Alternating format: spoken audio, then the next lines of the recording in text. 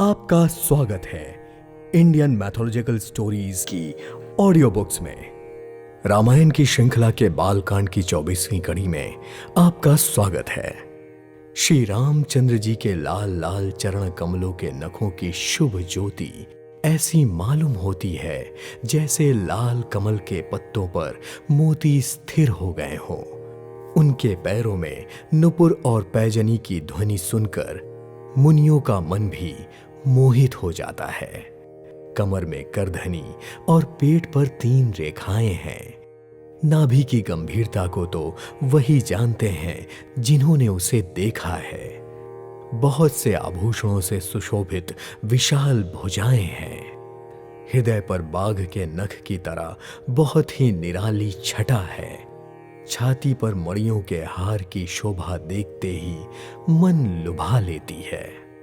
कंधे शंख के समान उतार चढ़ाव वाले 3 रेखाओं से सुशोभित हैं और थोड़ी बहुत ही सुंदर है। मुख पर लाल लाल ओंठ हैं। नासिका का सौंदर्य ऐसा जिसका वर्णन नहीं किया जा सकता। बहुत ही सुंदर कान और गाल हैं। मधुर तोतले शब्द बहुत ही प्यारे लगते हैं। जन्म के समय से रखे हुए चिकने और घुंघराले बाल हैं जिनको माता ने बहुत प्रकार से बनाकर संवार दिया है। शरीर पर पीली झबुली पहनाई गई है। उनका घुटनों और हाथों के बल चलना बहुत ही प्यारा लगता है।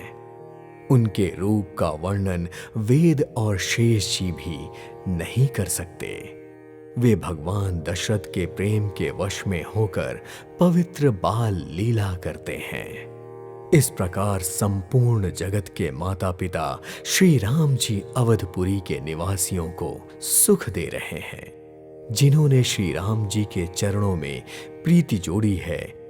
हे भवानी, उनकी यह प्रत्यक्ष गति है क्योंकि भगवान उनके प्रेम के वश में होकर बाल लीला करके उन्हें आनंद दे रहे हैं। श्री रघुनाथ जी, जिन्होंने सारे चराचर जीवों को अपने वश में कर रखा है और जिनसे माया भी भय खाती है, उस माया को प्रभु अपने इशारे पर नचाते हैं। ऐसे प्रभु को छोड़कर कहीं और किसका भजन किया जाए।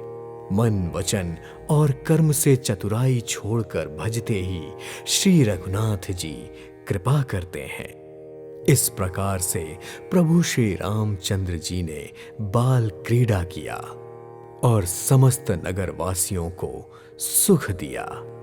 कौशल्या जी कभी उन्हें गोद में लेकर हिलाती डुलाती और कभी पालने में लिटाकर झुलाती थीं।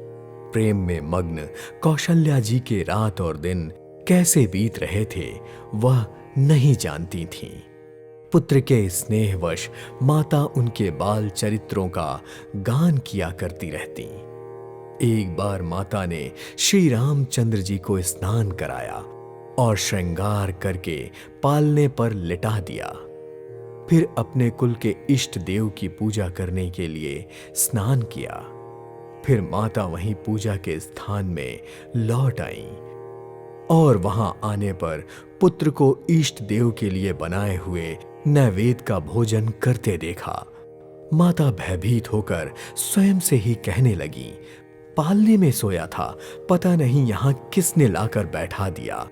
और वहां पुत्र के पास गईं तो बालक को वहां सोता हुआ देखकर फिर पूजा के स्थान पर लौटकर देखा तो पुत्र वहीं भोजन कर रहा था।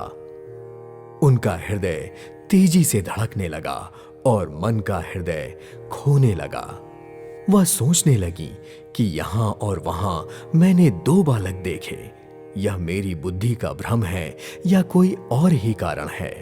प्रभु श्री रामचंद्र जी ने जब माता को घबराई हुई देखा तो मधुर मुस्कान से हंस पड़े और फिर उन्होंने माता को अपना अखंड और अद्भुत रूप दिखाया जिसके एक एक रोम में करोड़ों ब्रह्मांड समाये हुए थे।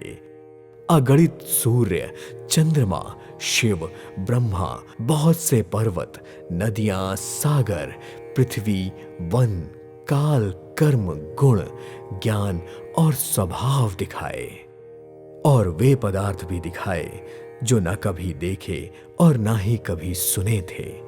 सारे प्रकार से बलवती माया को दिखाया जो भगवान के सामने अत्यंत भयभीत अवस्था में हाथ जोड़े खड़ी थीं। जीव को दिखाया जिसे माया नचाती है, और फिर भक्ति को दिखाया जो उस जीव को माया से छुड़ा देती है। यह देखकर माता का तन मन सब पुलकित हो गया। उनके मुख से एक भी वचन नहीं निकल रहा था। फिर उन्होंने आंखें बंद कर श्री रामचंद्र जी के चरणों में अपना सिर नवाया। माता को आश्चर्यचकित देखकर श्री रामचंद्र जी फिर बाल रूप हो गए।